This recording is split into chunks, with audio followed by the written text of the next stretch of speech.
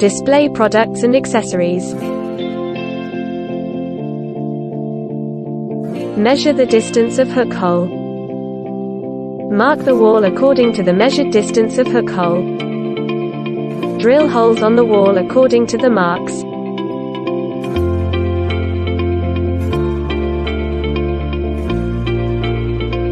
Insert an expansion tube into the hole.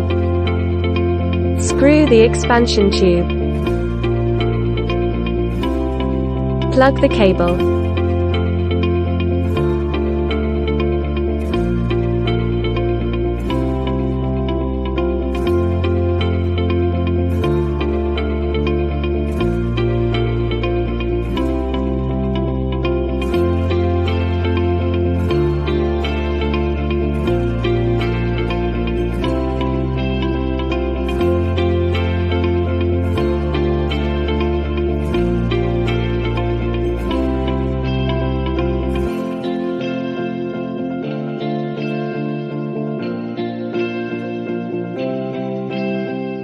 Hang the mirror on the wall.